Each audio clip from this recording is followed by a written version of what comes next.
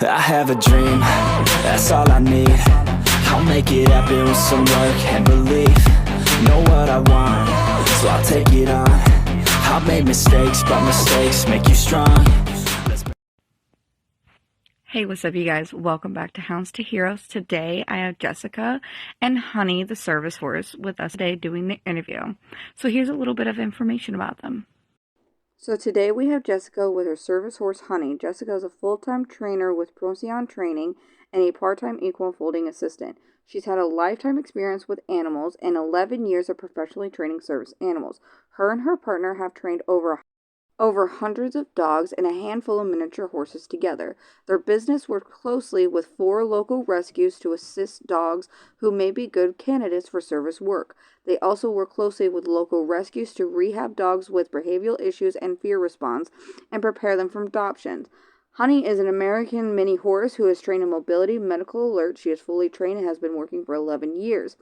Jessica and Honey have helped many service horses in the community and hope to start an online platform that can help with ins and outs of home life training and working with service horses.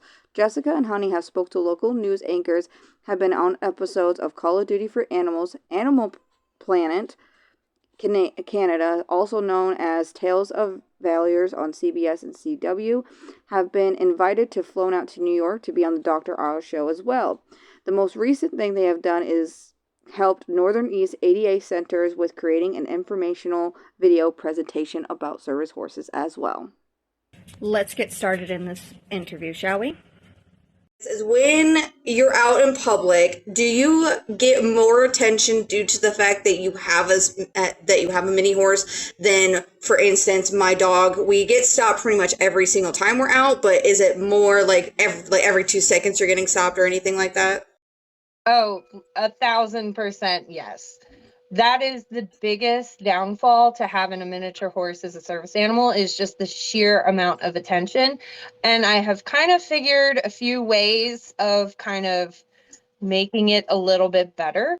But yeah, for sure, as soon as you have a mini horse out in public, you're going to get more or less, you're going to get swamped. That's why, for the most part, we don't tend to suggest them for people who might have anxiety in that respect. Now, some people are fine with it because it actually gives them something to talk to other people about that they are good at, so it can be helpful. But if crowds are not your thing, we don't suggest a mini for a service animal, because you'll get so much more attention. But I found through using certain tools, like when we go out, we always have fly masks on our minis when it's going to be super crowded, and that just keeps people from just reaching over and absolutely just like mauling their face, because you'll have people literally just run over and grab them.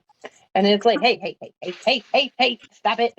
Like, no touchy. And then another one. And yeah, like, no touch. If their face is out and open, people are going to grab them.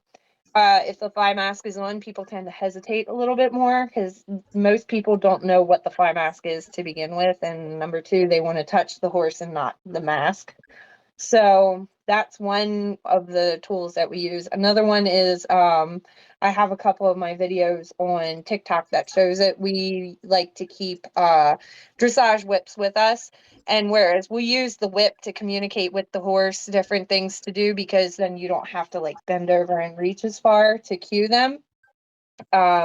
We will also use it in a swinging motion as we walk in crowded areas to help kind of enforce that spatial bubble. Like, it has nothing to do with the horse needing the whip. It's mainly to enforce a bubble around the animal. Okay. So when you're out in public, and I'm going to ask this because I'm very curious into knowing, because when training my dog into like the potty training and everything else like that, how do you go about potty training a mini horse to where, because I've seen a lot of horses just like, just go whenever they want to go. How do you train the horse to be like potty trained in that sort of manner? So, I mean, it's really the same thing with dogs and even with people. Honestly, it's a muscle.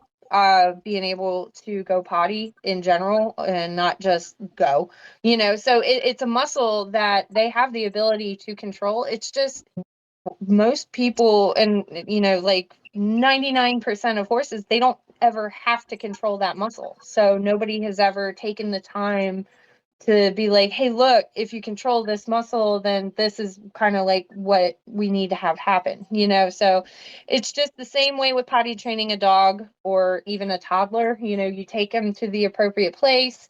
You kind of just wait there until they go. And then when they do go, you give them a word. We use potty for peeing and poopies for, obviously pooping. And then as soon as they're do it, we use a lot of clicker and reward-based training. So we will click and immediately feed when they're in position and then go from there. And then horses are easy in a way because their bowels move in roughly 2-hour increments. So you can pretty much just schedule potty breaks to help set them up for success when it comes to that. And then eventually they're going to catch on to it. And I say eventually, but it really doesn't even take that much time. They're going to catch on to it, and then they will start alerting you to when they have to go. Because when potty training comes into play, it's not about forcing the animal to hold themselves until you want them to go. It's about the animal communicating with you their needs, that they have to go, and then it's up to you to get them to the place where it's appropriate to happen. That makes a lot of sense because when I see a service horse, I'm always like, how do you go about training it to to the bathroom to certain because you said anxiety and everything. I only thought that service animals would be for guiding or for mobility assistance mostly instead of anxiety, PTSD or anything like that. That's very interesting because I never knew They that are this would be good. actually, yeah, the minis are actually they're really fabulous for so many doing so many tasks when you think about it. So we really like miniature horses for what you know of, guide and mobility, but they're actually excellent at detecting glucose raises and drops because they naturally detect glucose levels in grass. That's why if you go out into any horse pasture, you will see there are some areas that are cropped this thin and other areas that are like this tall. And it's because the glucose is higher in crop grass. So they're actually seeking out higher glucose levels naturally. So training diabetic alert is super easy for minis because they already know to seek out glucose levels. Another one is going to be for heart rate detection. They are great for that because the horse can actually sense the handler's heart rate up to 6 feet away. They don't have to be near you. It's not necessarily a pheromone that they're detecting. They can a herd of horses can detect each other's heartbeats and heart rates. And that's how one of the early detection systems for a prey animal to know when to flee. One of them's heart rate gets to going, they all look, and then they all get to they can get away from danger that much faster. So when you have an animal that understands, and it takes training to note it takes the correct temperament on the animal that they're not going to just go right into that flight mode, which is why, with service dogs, not every dog can do service work, and it's not every horse is going to be able to handle service work. But when you have that animal they can already detect that heart rate spike or drop, they are going to know what's going on a lot faster than any other kind of means. So it's quite interesting. So they really can, many horses really can do pretty much everything that the dogs can do when it comes to task training. Wow, I had no idea about that, honestly. That's very cool because I never knew that could happen and they were. It's really cool when you really get into it, to seeing what all that they can really assist with. And as you know, heart rate drops, that can be everything from early detection seizure issues all the way to anxiety and post-traumatic stress disorder. So there are so many things that they can learn to do that can assist in people's everyday lives. How do you go about telling people about how you take care of the animal to they're not as disgusting as everyone thinks that they are?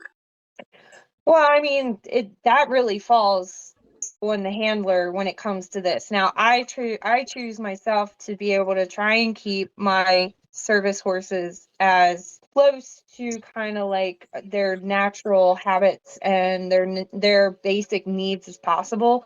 So I have like mine are outside right now. I don't actively need them right with me, so they're enjoying outside time. They get to mill around and do what they want. They get dirty, but it's up to me to then, when I'm going to take them out, to decide how to clean them up and the level of cleanliness. Like if we're going to go into town and we're just going to go to the feed store, she's still going to get cleaned up. We have a forced air dryer that the groomers use at all grooming salons, and I will bring her in, I will brush her mane and tail, and I will take that forced air dryer and I blow the dirt and any debris right off of her. I'll spray her down with a nice coat spray. It smells really good and it keeps her conditioned. And I'll just brush her out real quick and then away we go. For her feet, I pick them out whenever we're going out. And if we're going someplace like a restaurant, grocery store, anywhere where open food is going to be served, she'll get wiped off. And then if we're going to go and say we're going to go to a restaurant or the hospital or doctor's offices, anything like that, it's up to me to give her the bath that she needs to be clean for public, because that falls on me as the handler to take care of her when it comes to, proper grooming. So it is a thing to think about when you get a service animal, whether it's a dog or a horse, is are you able to make sure that happens, whether you have somebody else come and do it or you yourself do it, and make sure to meet that standard that the law sets. Right. That's completely understandable, because I don't know what care goes into a horse in general, because we have horses where I live, but I've never seen a miniature horse besides like at a little farm that I went to during the fall, but I've never seen a service horse, so I have no idea the kind of care that goes into them at all. And that's very interesting. It's really the same. It's just meeting base needs. When she's in the house, if she's been outside, I pick her feet and brush her off real quick. She comes in the house. And when she's in the house, she has her bed that she lays on. It usually either consists of a supersized dog bed, or we have an old mattress that we put on the ground, and it has sheets on it, just like our bed does, and sleeps on that. We have hay nets inside, because I do believe it is extremely important. I mean, it's not just a belief. Studies have shown it's extremely important that as a grazing animal, they are allowed to be able to eat throughout the day. So, we always have hay and hay nets in the house when we go out and we travel, even if it's just a day trip.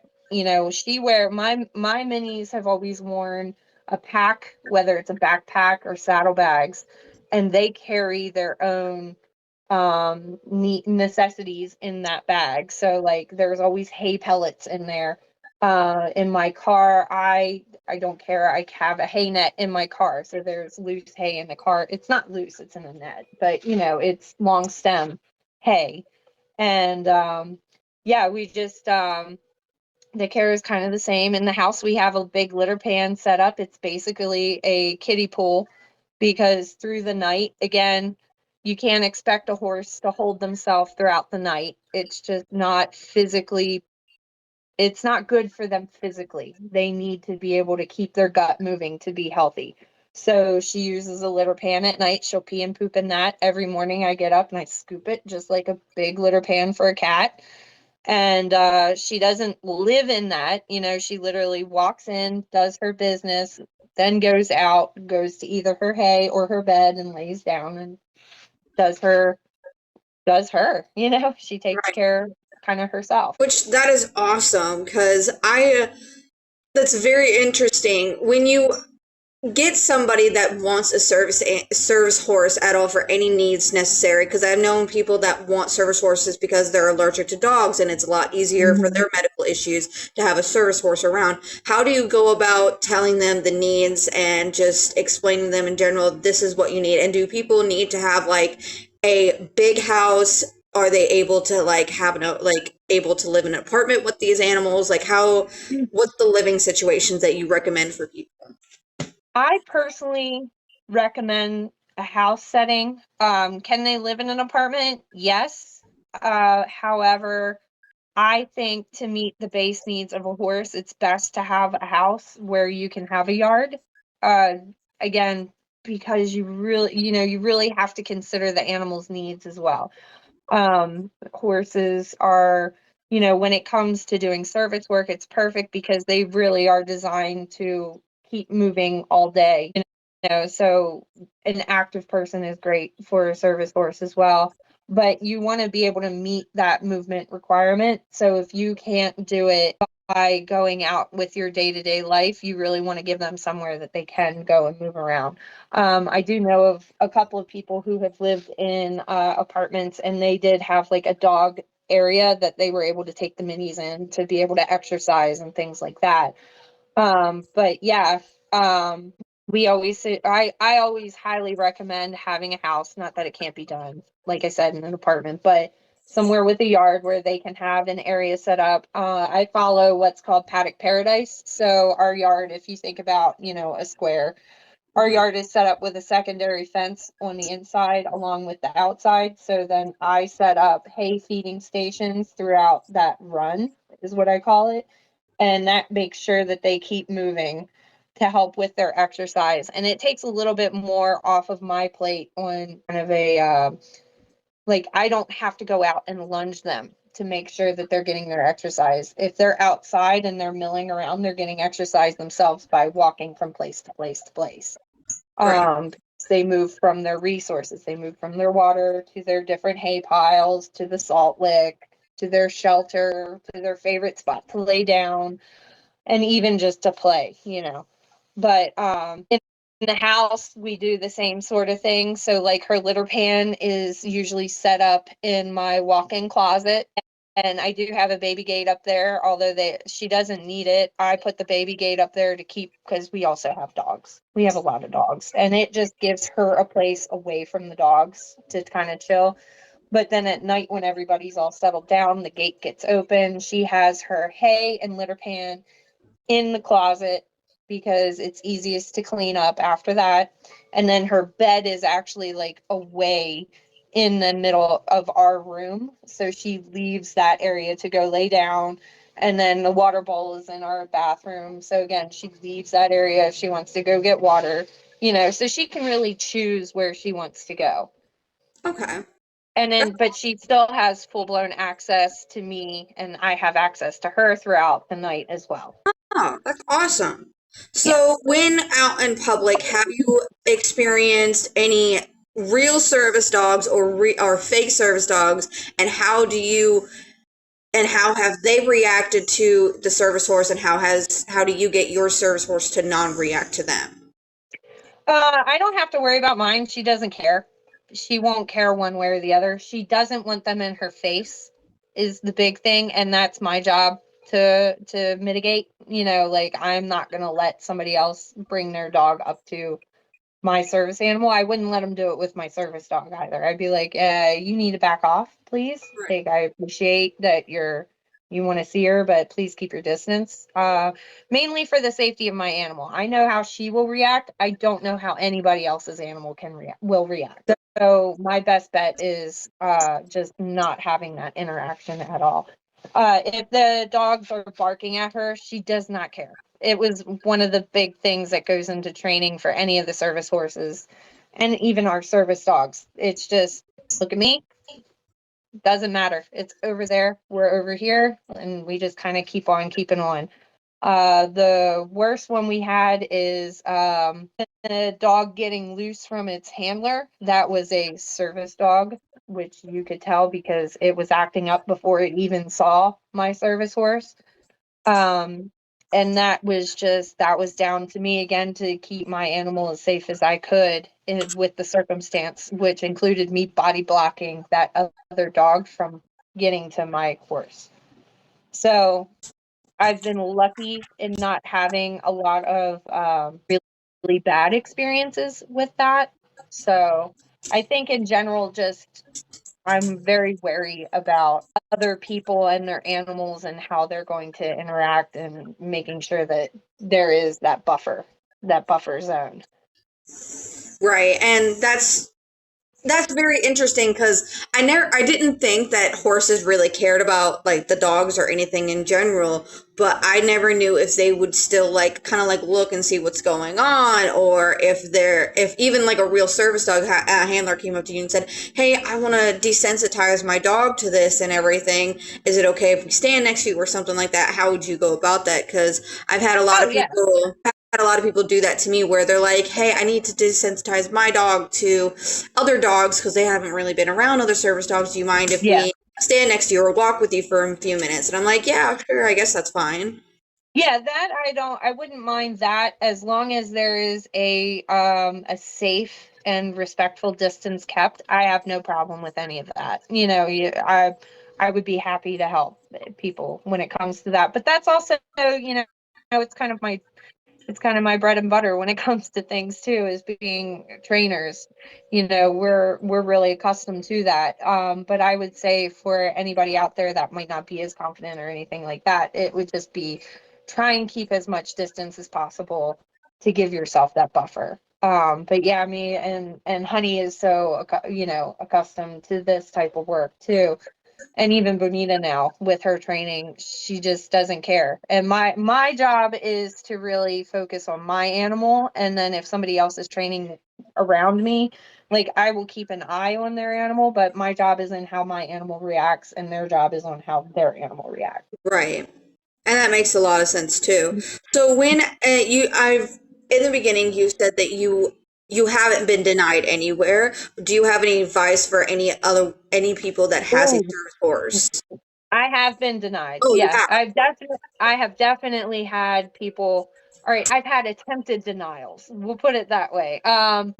We one of my favorite stories is, and it was a justified denial, and we took it and we were grateful for the place. But we went to Chili's one night to go eat dinner, and we'd eaten there before, and we'd had great service, and we called ahead that night, and I'm glad we did because they were like, "We love you guys." But it was Friday night. There was a football game on. They said, "We're super full. We just don't really have anywhere safe to put you."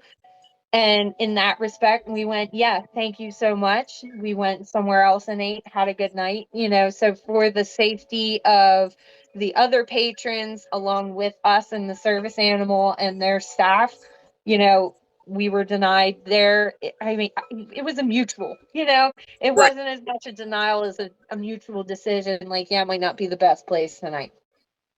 We've had a couple of instances where we've gone in and they just are like, and we're walking in like this. But again, I think from being a training company, it helps because we are really well versed in the laws. A lot of times when we go out, we do have our company shirts on a lot. I don't have it on tonight today. My other trainer that's with me here has hers on, but I'm slacking with my shirt. But we always offer up education first, and then a couple of times we had said, would you like to call the police and we'll do a law check, and then we get the physical copies down of the fact that they had denied us, and we would go to we have a couple of friends who actually work with as ADA representatives, so we get into contact with them, and then they can kind of go from there a little bit as well. Okay.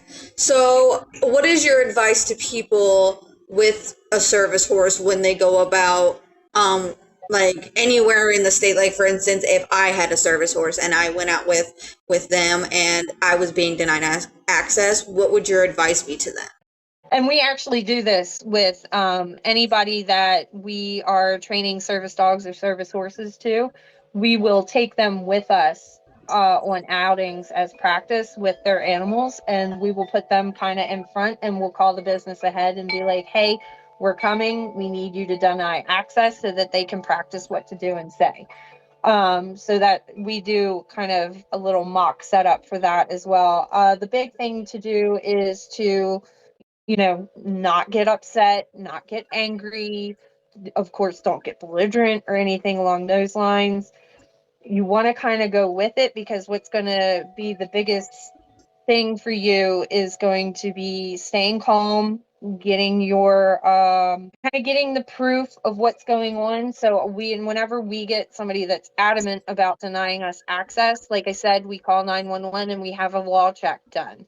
And then we have that as paperwork, and then we get a hold of the correct people to help fix the situation. There's also, if you have other teams that you're friends with, there's always things to be said about groups, having a couple of people with you who can help back you and having a good support system with you as well. But the big thing is going to be through education.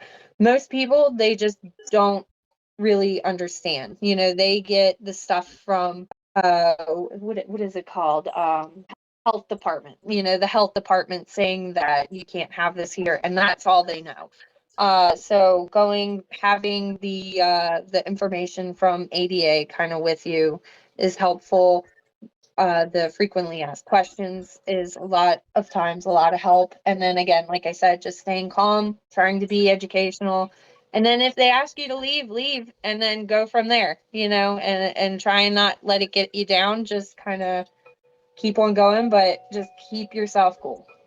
Right. And that's great advice, because I get access denied not a lot, but a few times with my service dog, and my husband gets very upset about it, and he's like, you can't deny them access, like, what, they're just trying to be normal people. And it's like, it's fine, it's whatever. Like, I get to a certain scenario where people are like, most dogs are not well taken care of because they're pet dogs, but my service dog, at least, he gets professionally groomed and he's very well taken care of. But not everyone takes well care of their dogs, and so they're thinking their dogs are like these gross things that shouldn't be on public, which is a reasonable statement to make, but they need to educate themselves on the laws as well. Best thing you can do is to emulate your animal's professionalism by being as professional as you can, really. Making sure they are clean, making sure that they are well trained and under control. There are times animals aren't robots. You're gonna have issues. You're gonna have moments of issues happening, whether they're a little wigglier than usual, or like maybe they're laying out a little too far. But our favorite thing is when people come over and they're like, I didn't even know they were there. When we're going to leave and they see them, and it's like, I had no idea they were even there, which you can even do with the mini horses, especially if you choose your locations best. That's cool. So when you're out at a restaurant or somewhere with the service horse, because my dog does an under, which he goes underneath the table and he lays there, do they do the same thing? Well, it's a little different. So like if we're going to go to a restaurant, typically I will choose chairs instead of a booth. And then I will try and pick a seating arrangement where maybe there's a wall nearby, and I can tuck her kind of between the wall and the back of my chair. Okay. Another one is if there's enough room, maybe she might go into a down and lay down during the dinner. And again, that's going to be more when it comes to the minis, it'll be different because most minis will feel more comfortable standing and resting than they will laying down. Bonita, for example, I don't think she has never necessarily just laid down and gone to sleep at a restaurant unless we have been out all day long training, and then she does want to take a nap. But like Honey doesn't care. Honey will just go in and lay right down. She's just so accustomed to it now. But she has like 10 plus years of a working service animal life on her, whereas Bonita has like maybe a year and a half. So not to say she wouldn't get there, but she's more comfortable standing. So that is one thing to think about. Another one is for seating positions, it's like there are high top tables that the handler can get into. A lot of times the minis will fit underneath the high top tables. So it wouldn't be really any different than a dog at that point either. Okay, that's interesting. So my next question for you is what is your favorite task to train the service horses? I mean, for me, for what I need, my favorite task is usually going to be, being able to have my hand on them, to kind of offering a bit of grounding as I'm moving, but also the fact that when your hand is resting on them, that you can actually direct them with just your hand on their back, the same as a rider does with their seat. So whenever, for me, I like training mobility best, because that's what I need most of the time is mobility personally. And whenever I tell people when they're looking for a mini, you want a mini that's going to be the right size for you. You don't want to have to get a lot of equipment to make the mini fit your size. Everybody comes to me, they're like, I want the smallest one I can get. And you're like, not for mobility. No, you don't. You want the size that's best proportionate to your size. So I like to tell people to stand up and take their hand and leave a little bit of an angle in their arm, and then to have their hand like this. And that would be where you rest your hand on their back so that you don't have to have equipment making the dog or the horse, in this case, tall enough to meet where you're comfortable. But then when you're able to do that and you have your hand on their back again, you want a right turn, you do this. You want a left turn, you do this. You want to slow down, you just rock back, you know? So it's the same sort of thing. Riding, it's just through your hand on their back. But then other than that, picking up dropped objects is always fun. Opening doors is fun. Closing cupboards and doors, you know. Really, just task training in general for me is all trick training, and it's very rewarding for the animal and for me, and we just have a blast doing it. That's awesome. So, do you find that service horses love like they're when you go in and you're doing a training exercise with them that they're excited about it? Do some of them Oh still? yeah, it's a game. It's the biggest part for our company. Sorry, my cockatoo is I going can off do in the it. house. But the biggest thing for our company anyway, this isn't work for them. This is this is all a game. They get to learn new things. They get to earn themselves these different treats.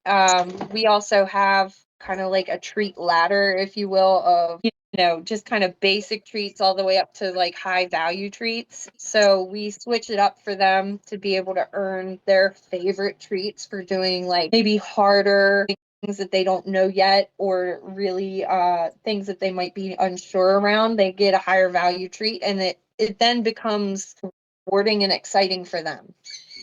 Even Okay, if they may have been nervous about it in the past, it becomes something fun because they get to earn this extra yummy treat. okay, that's interesting. Because I know a lot of service dogs that don't like that are not food motivated. They're like toy Yeah. motivated, and I've had to talk with some people and figure out how to get them motivated for work, some how what they need to do for their dogs. Mine Oh loves yeah. food, is a food body. That's Oh why yeah. I love him so much.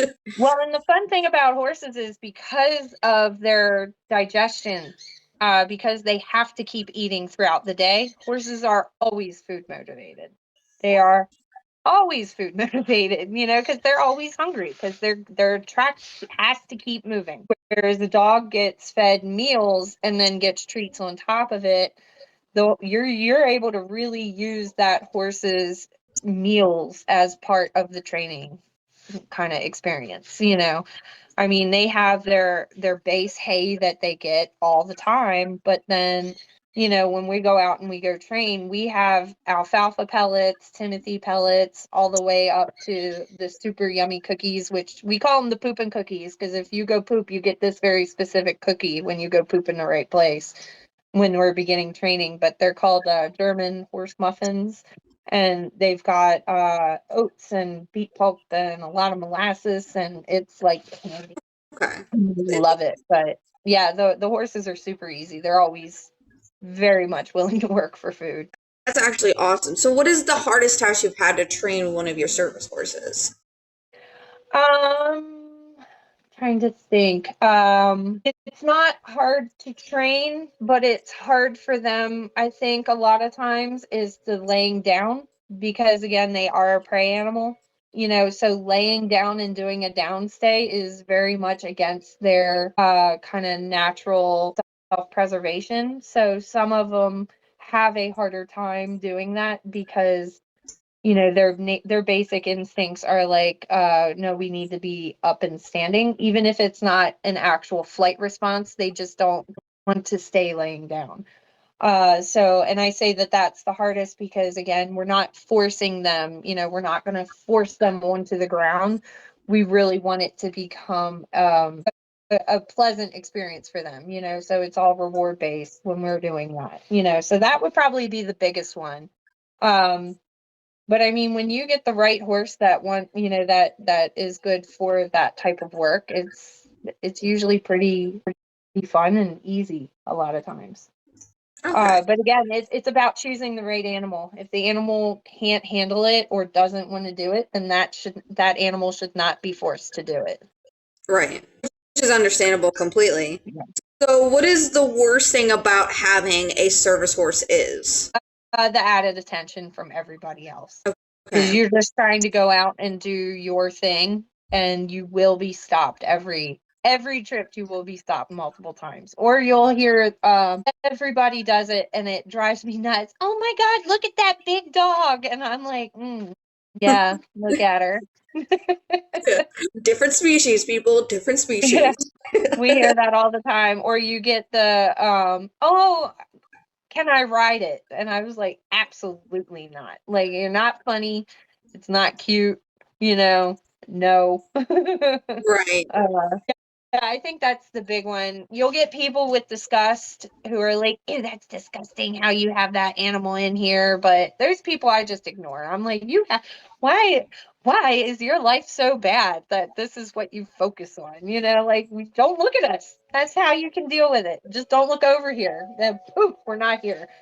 Right. So, If you have such a big issue, then just leave. Like, let us live our lives. Because I've had people yeah, say that because we have service animals, we should not be allowed in public anywhere. We just need to stay at home. yeah, And I'm like, how realistic is that? Like, you want yeah, to go out and go grocery shopping. I should be allowed to go grocery shopping as well. But why don't you just leave your stupid dog at home?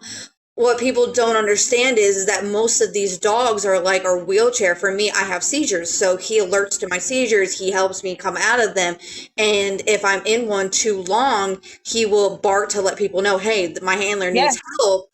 To Because I have two small children. I have a 16-month-old and a 5-month-old, and if I were down while we were in a grocery store, and they could get injured as well by just hmm being in the cart, and I couldn't yeah, stop it or control it. So he will alert to people, hey, my handler needs help and someone will help me with my kids. But yeah. I'm like, how you wouldn't say that to a person in a wheelchair or an oxygen tank? Like, I feel like a lot of things, and this is kind of what I do to kind of deal with that sort of stuff, is I just realize that I will never be able to control how other people are going to react to any kind of situation. The only thing I can do is control my own actions and my own emotions. And the fact that, and I love this because it was something I saw on TikTok a while ago, but it's so true. You cannot get in trouble with another adult. Like, there is no getting in trouble with any other person. Like, we are adults, we can handle our own selves. And for the people that have that much hate, I feel bad for them. And I was just like, look, you have your opinion, I have mine. I'm gonna go get some cheese. Like, I gotta go. right. So you can be over there with your opinion, and I will be over here with my opinion. And maybe one day we can meet and, have a cup of coffee. But if not, more power to you and me, I guess. So, yeah, that whole live, let live, that's been very freeing. Like, you don't like it, that's okay. You can go over there. You want to go, you know, oh, hold on, my phone is getting mad. Let me plug in real quick. You're It's fine. like, if you want to go and, get a manager, that is your right. You can bring him over. I will talk to him and I will give him my side of things. So, it's, we can only control our own end of things, and that's what I think is the most important to kind of keep in mind as well. That's actually a very good advice because I've heard people say, "Oh, that just makes me mad," and I try to educate, which I do try to educate people when it comes to like my service dog and everything else and how he helps me. But I do get a little offended by when someone says you shouldn't be out in public because to me it's like you wouldn't say that to a person that's in a wheelchair. Like, why is my like I But understand they mine's a might. living breathing animal. But the thing is, they might. And you're never going to be able to change somebody's mind who doesn't want their mind changed, So I just look at it like,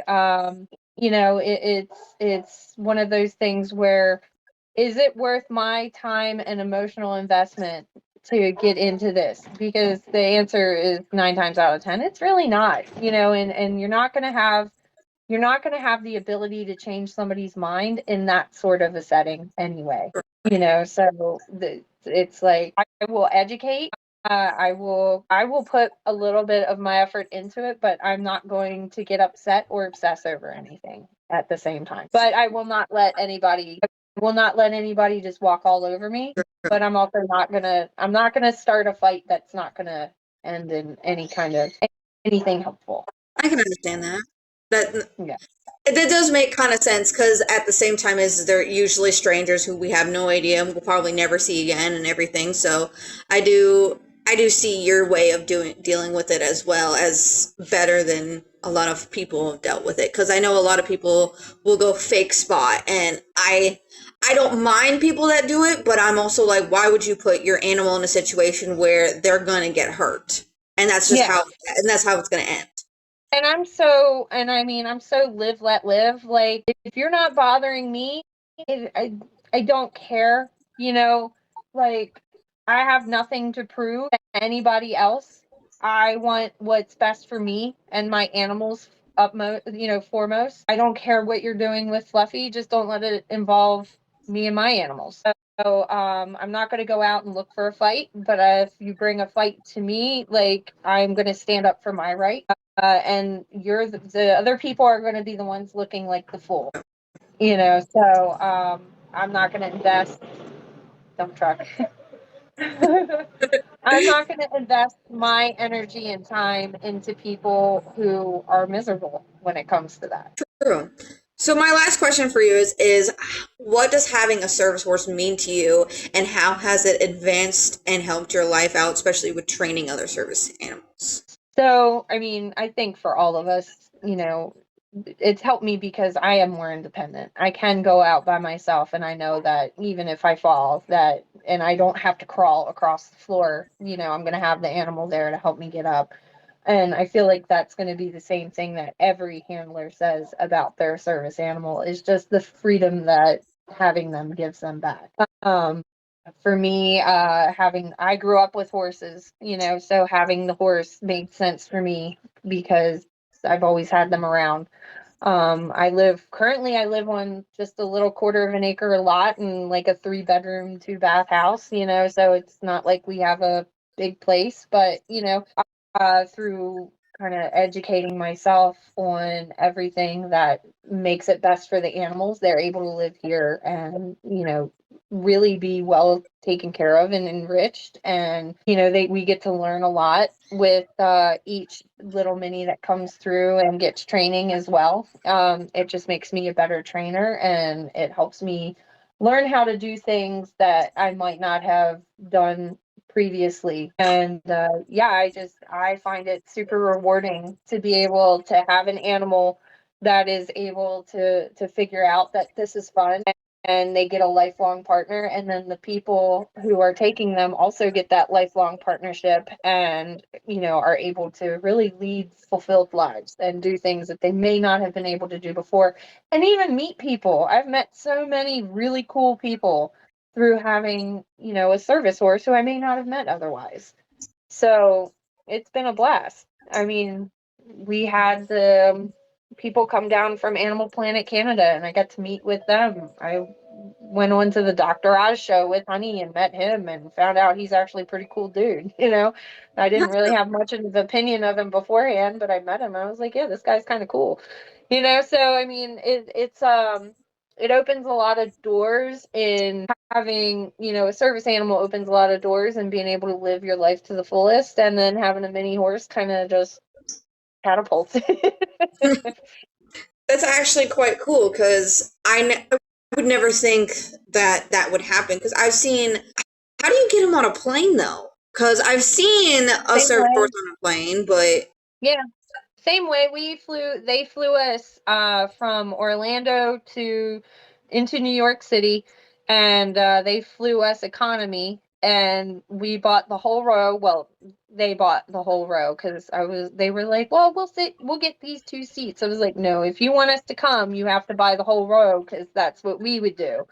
So they did. They bought us the whole row, and we had our feet in our foot space, and it was 2 people, the mini horse and the service dog that came with us. And she stood in the foot space of one, and her head kind of comes over into the foot space of mine and into my partner's a little bit. But I mean, she just stood and rested the whole way because, again, with horses, they like to rest standing up when it comes to, kind of like daytime naps. That's why you'll see a lot of horses just standing in the field with their head kind of like this. They're resting. They're not exactly sleeping. But yeah, it was maybe a 3-hour flight, and it went really well. She went potty right before we got on the plane. We did our 3-hour flight because she does know to hold it. And on those rare instances that I do ask her to hold it, she understands because we have a whole system of when she knows it's appropriate to go potty. So yeah, she just was able to hold herself and do perfect. And as soon as we got off the plane, we went into a bathroom and had her do her business as usual and kind of went from there. That's actually quite cool. Well, I want to say thank you so much for taking the time out of your day to do this. And if you guys haven't already, please go follow her TikTok. I have never seen much an amazing trainer and service horses that she has. I was very interested enough to do this interview with her because she has a big platform on TikTok as well to educate other people on service horses, and she does have her own company and everything else like that she does train. So go follow her and support her as much as possible. Well, and thank you for having me. Thank you so much for being here. Subscribe down below if you haven't already, guys, and I'll see you guys next week. Bye. Okay, it's a dream, and I pray as a team one day it'd be me. If I want it, then I get it. Head down, don't